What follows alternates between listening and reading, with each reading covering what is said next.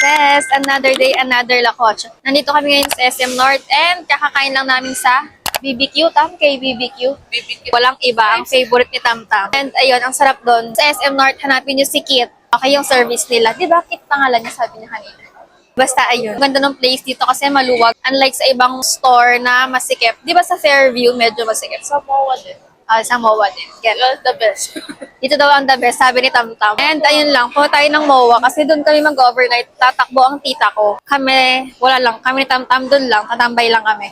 Yun lang, update ko kayo. Baka mag-in-drive na lang kami kasi ang init. Essential na sa mukha natin yung namamalat na parang ahas. Day 6 ko lang ngayon ng glow bomb. Ay, 7 na And may nilagay kasi ako sa mata ko para pumantay pero hindi ko naayos kasi nagmamadali ako kanina. Kaya ganyan. Hayaan niya na.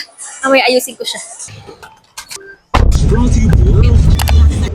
Kakadating lang namin dito sa pambansang check-in na ng bayan ang hindi mo to alam. Shore Residence sa may MOA. Ayan lang, nag-check-in lang kami. Tapos, papalik na rin kami sa room namin.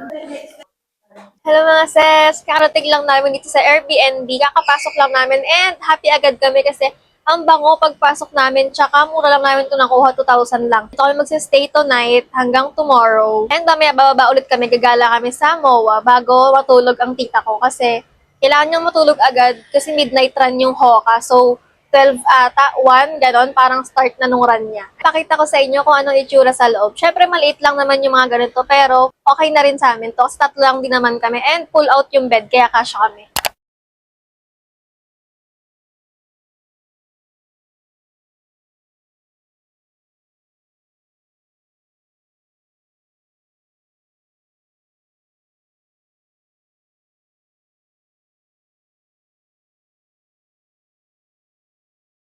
Tapos, di ba sabi ko sa inyo, sa Red Planet, wala dong ganitong guest kit Kemerut. Dito meron. Tapos, meron ding provided na tissue. Ayun lang. Tama bait si ate.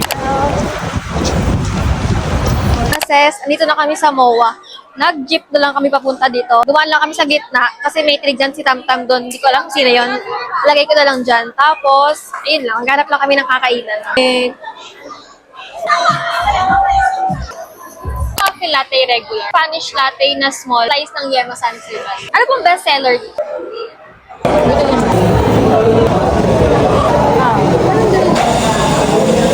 Kakagaling lang namin sa Coffee Bean. Tapos sila Tamtam bumalik na sa condo kasi kailangan nang matulog ni tata. Eh ako hindi naman ako tatakbo bukas. So pwede akong maglamyerda. So ayun lang. Naghanap lang kami ng kainan. And iba na yung kasama ko ngayon kasi nga nakabalik na silang dalawa doon. Haba ng pila yakini ko. Like, hintayin ko na lang sa SM Marilao. Avionics technician? Fine naman. Gusto mo ba dyan? Tapos golden pa. Thank you. Kasi lalagay yung cake. Naano ko na siya. Laglagan. Nakatapos lang namin kumain sa Nico and okay naman siya. Sulit naman no kasi only rice, only soup, tsaka broccoli pala. Titipirin mo nga lang yung ulam kasi dalawa lang. If dalawa lang yung bibili. Mag-iikot lang kami tapos babalik na rin ako maya-maya sa condo. Uy, ayan yung kay Alexia. Ay. Yakatiri. Yan na oh. Ayun mga sis, pabalik na ako ngayon sa condo kasi anong oras natin. And ayun lang. Outfit check muna pala. My top is from Terra Nova. Shorts ay bigay lang din. Tapos Crocs forever. And yung bag na galing sa TikTok shop. Hey! Nung madaling araw. Hello mga sis! Happy Sunday! Kaka-check out lang namin sa unit namin. And nandito kami sa lobby kasi hinihintay namin si Tomtom, susunduin niya kami.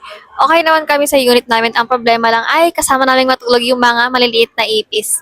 Normal naman ata yun sa mga condo pero parang ang dami nung doon. Kaya ayun lang. Hintay lang namin si Tomtom. Hi! O, ikot ka na doon. Sabi, alam mo, gusto ko bumalik sa res. Kasi gusto ko bumalik sa lola.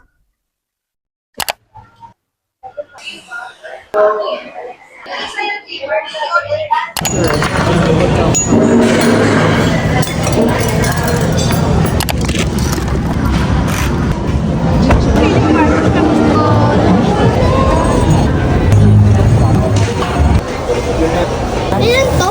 Pabili po. Phone po. 3 po. Salamat po.